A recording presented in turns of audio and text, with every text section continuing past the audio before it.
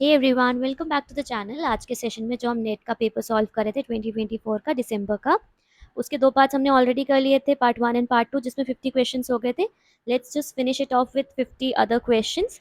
Question number 51 है, which one of the following are types of long term memory. हमें पता है long term memory दो तरीके की होती है, एक होती है नॉन डिक्लेरेटिव, एक होती है डिक्लेरेटिव। नॉन डिक्लेरेटिव दिया हुआ है तो ये तो होगा पार्ट, और डिक्लेरेटिव जो होती है ना वो दो तरीके की होती है, एक होती है सिमेंटिक मेमोरी, एक होती है episodic memory.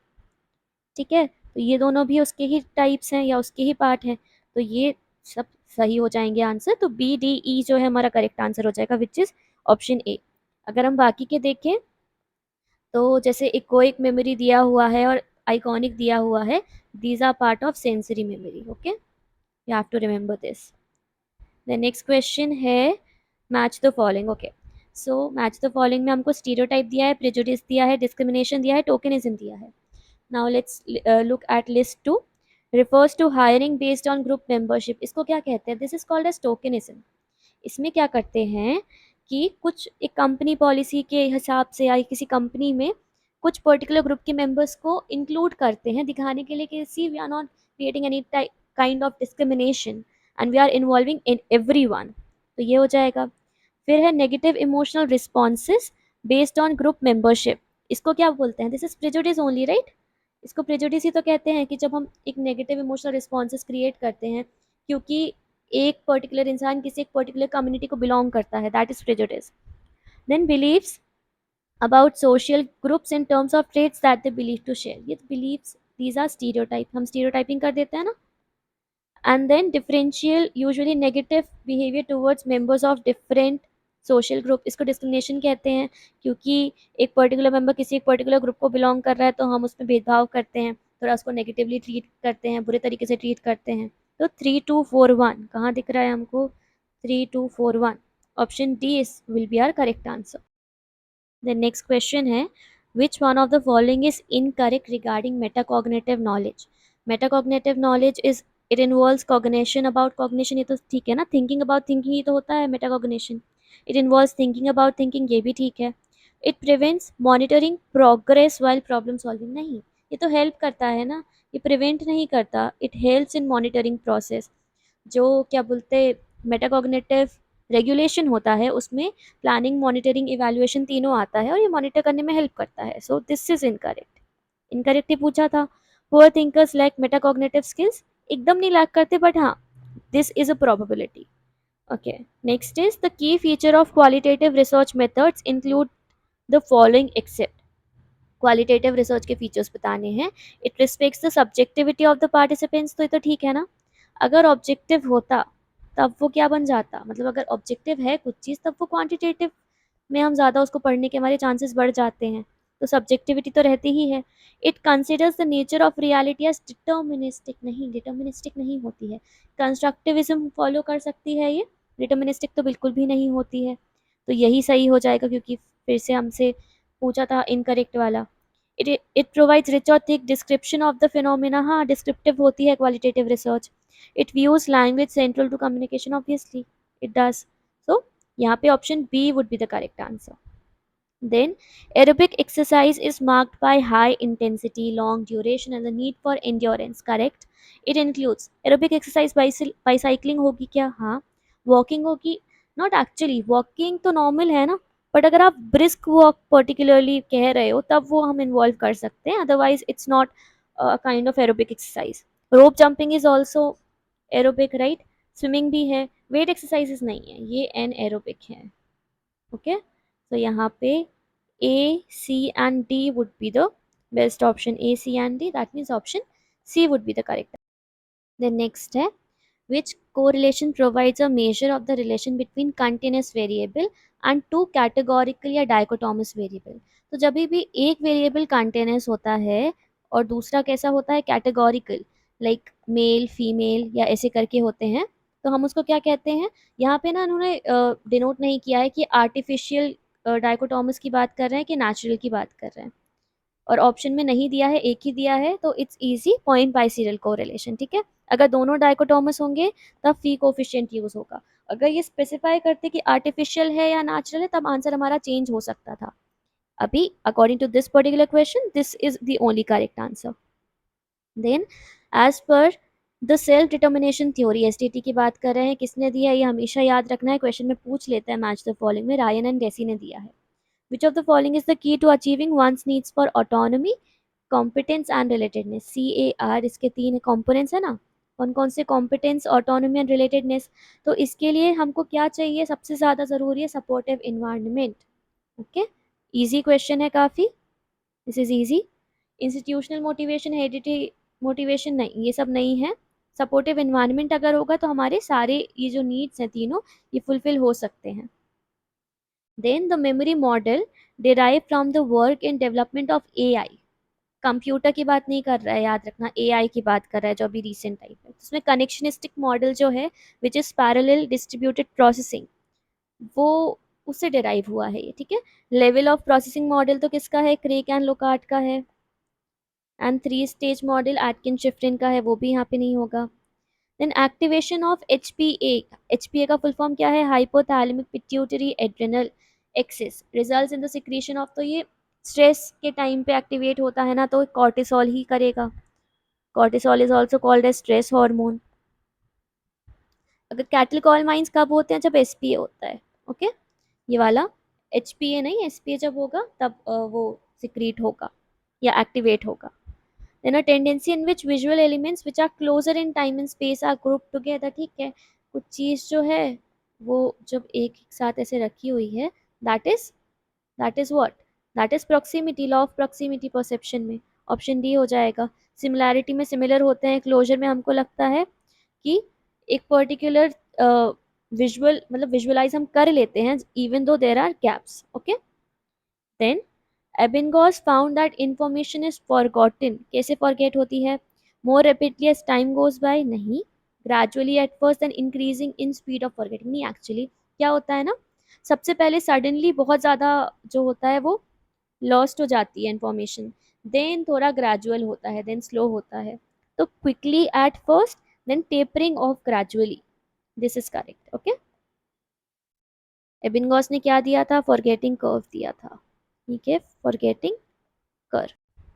The qualitative methods will have following properties. Qualitative methods की properties बतानी है।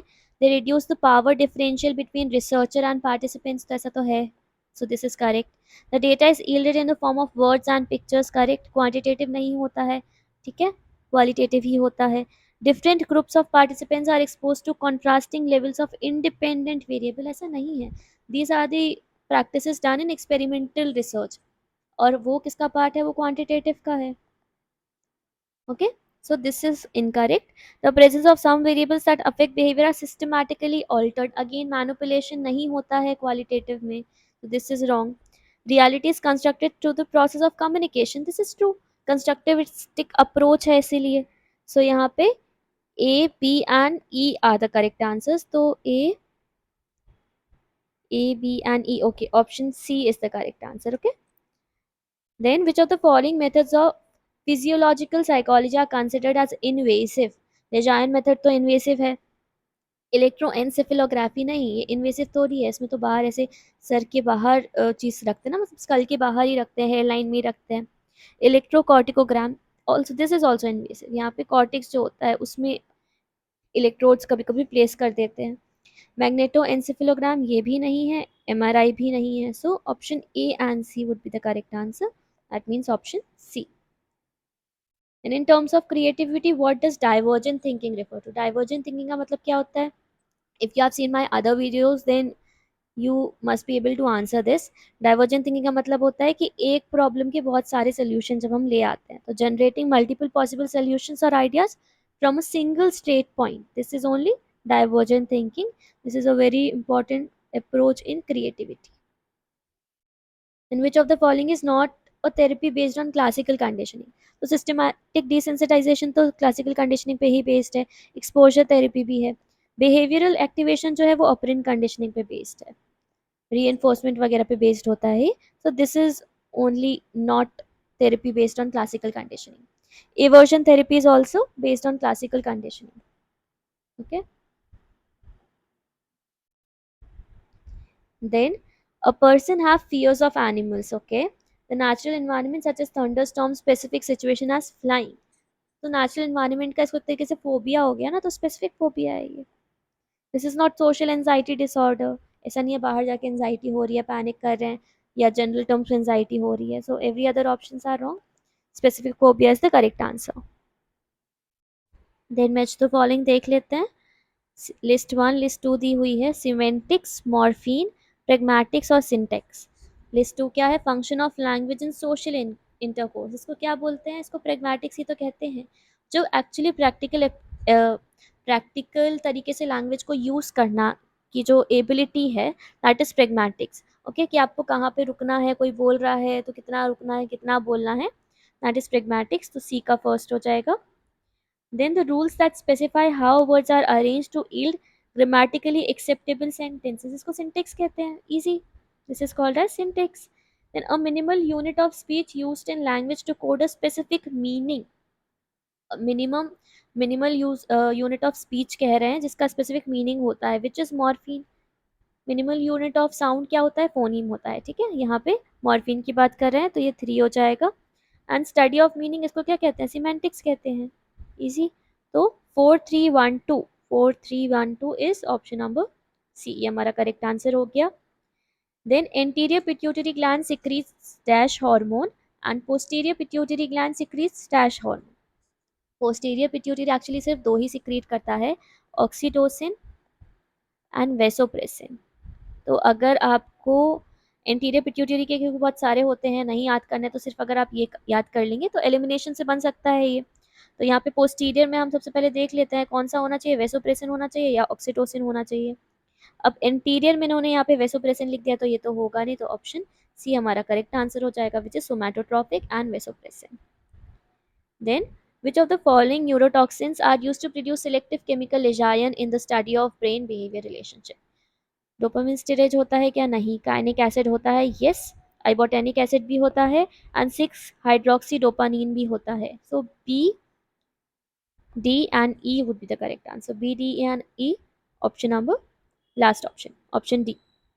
Then the correct sequence of elements of observational learning. Again and again in each and every session I have told you, क्योंकि वाला question आता ही है. Sequence क्या होता है? ARPM.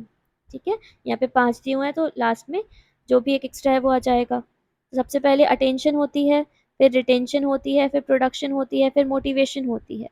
और अटेंशन के पहले ऑब्जर्वेशन लिखा हुआ है ना, तो ऑब्जर्वेशन तो ऑब्वियसली अटेंशन के पहले होगा, तो यहाँ पे ये हो जाएगा. देन अटेंशन आ जाएगा, देन रिटेंशन आ जाएगा, फिर प्रोडक्शन या रिप्रोडक्शन हो जाएगा, एंड लास्ट इज मोटिवेशन. तो यहाँ C B E. C B E कहाँ है? सी बी ई ओके, दोनों में है. तो सी बी ई के बाद D and A. D and A जो मतलब ऑप्शन डी हमारा करेक्ट आंसर हो गया. ये भी बहुत इजी क्वेश्चन है, बहुत बहुत ज़्यादा रिपीट हुआ क्वेश्चन है. एक्चुअली ये बहुत ज़्यादा रिपीटेड है, क्योंकि ये आपको क्वेश्चन ना पीएससी के पेपर में भी देखने मिलेगा, आपको सेट के पेपर में भी देखने मिलेगा, आपको गेट में भी देखने मिलेगा, और आपको नेट में भी देखने मिलेगा. ओके, ऑब्जर्वेशनल लर्निंग से क्वेश्चन आते ही हैं. Then the positivistic model of science is rooted in the following assumption except. Positivistic model क्या है? एम्पेरिसिज्म पे बेस्ड है. यस. डिटर्मिनिस्टिक है? यस है. ओपन माइंडेडनेस कुछ ऐसा है नहीं इसमें. ठीक है, ये सब्जेक्टिव नहीं है, ऑब्जेक्टिव है. और लॉ ऑफ पार्सिमोनी जो ओकान्स रेजर है, इफ यू हैव स्टडीड, बड़ा कॉन्सेप्ट है थोड़ा, तो उस पर भी बेस्ड है एक्चुअली ये. तो यहाँ पे ऑप्शन सी जो है वो सही आंसर हो जाए. क्वेश्चन है, negative reinforcement is associated with which one of the following instrumental conditioning.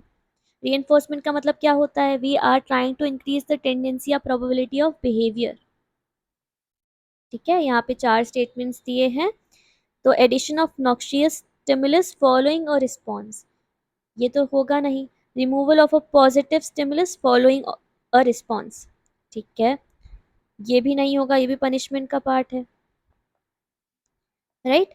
Removal of noxious stimulus following a response, this is actually negative reinforcement. Addition, अगर पॉजिटिव स्टिमुलस का addition करेंगे तो वो पॉजिटिव रीइंफोर्समेंट हो जाएगा. अगर कुछ नेगेटिव है स्टिमुलस, उसको हम रिमूव कर देंगे तो it would be negative reinforcement. Then major phases involved in case study are given below, arrange them in order of beginning to end. सबसे पहले क्या होगा? Diagnosis identification, recognition determination, application collection of data, examination, follow up program to determine effectiveness of treatment apply. ठीक है, सबसे पहले आपको recognize करना होगा ना, recognition and determination of status of the phenomena, कि एक्चुअली में क्या है, डिटरमाइन करना है। देन क्या होगा, फिर हम डेटा कलेक्ट करेंगे, एग्जामिनेशन करेंगे, तो ये हो जाएगा। फिर ये सब कलेक्शन के बाद हम तभी तो डायग्नोस करेंगे कि एक्चुअली में हुआ क्या है। फिर डायग्नोसिस आ जाएगा। देन जो भी मेजर्स हैं उनको अप्लाई करेंगे, तो एप्लीकेशन ऑफ रेमेडियल मेजर्स आ गया। लास्ट में फॉलो अप हो जाएगा। ये तो यहाँ पे B D and A, B D and A जो है, ओके, ओनली ऑप्शन 1, तो यही हमारा करेक्ट आंसर हो जाएगा। Option A is the correct answer. List 1 and list 2 देख लेते हैं। मैच द फॉलोइंग है अगेन। तो लिस्ट 1 में हेटेरोनॉमस मोरालिटी, ऑटोनॉमस मोरालिटी है। जीन पियाजे की जो मॉरल थ्योरी थी ना, मॉरल डेवलपमेंट थ्योरी, उसके एलिमेंट्स हैं। इमिनेंट जस्टिस है, प्री कन्वेंशनल रीजनिंग है। सबसे पहले दिया हुआ है justice and rules are conceived as unchangeable. ये किनको लगता है? छोटे बच्चों को लगता है। उनकी रीजनिंग, उनकी मॉरल रीजनिंग के हिसाब से जस्टिस और रूल्स जो होते हैं वो चेंज नहीं हो सकते। तो this is a part of heteronomous morality, तो 1 ही हो जाएगा। Then if a rule is broken, punishment will be given out immediately. एक तरीके से हेटेरोनॉमस मोरालिटी का ही पार्ट है, but this is can also be called as immanent justice. यहाँ पे 2 हो जाएगा। Child become aware that rules are created by people, ये ऑटोनॉमस मोरालिटी। जब बच्चा 10-11 साल का हो जाता है तब उसको पता चल जाता है कि एक्चुअली में ऐसा है। Then moral reasoning is controlled primarily by external reward and punishment. ये तो जो कोलबर्ग की डेवलपमेंट प्री कन्वेंशनल स्टेज है उसका ही पार्ट हो गया।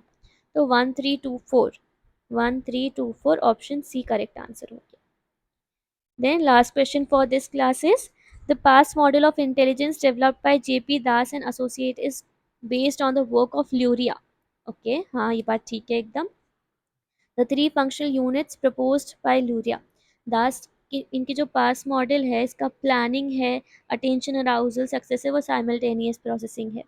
तो ल्यूरिया की मैं बेस थी, तो कॉर्टिसोल, अराउजल एंड अटेंशन तो होगा ही ऑब्वियसली, साइमल्टेनियस प्रोसेसिंग भी होगी, ऑब्जेक्ट सेंसेशन नहीं है, मोटिवेशन नहीं है, structuring of cognitive abilities, yes, जो कॉग्निटिव एबिलिटीज का स्ट्रक्चरिंग है वो भी इसका ही पार्ट है। तो यहाँ पे बी, सी एंड ई जो है, these are correct answer. Option C हमारा करेक्ट आंसर हो गया। बाकी के 25 क्वेश्चन हम पार्ट 4 में कर लेंगे। तो let me know if you want any particular kind of video या पर्टिकुलर पेपर चाहिए अगर आपको, do let me know in the comment. And also do like the video, and channel subscribe नहीं किया है तो प्लीज़ डू सब्सक्राइब।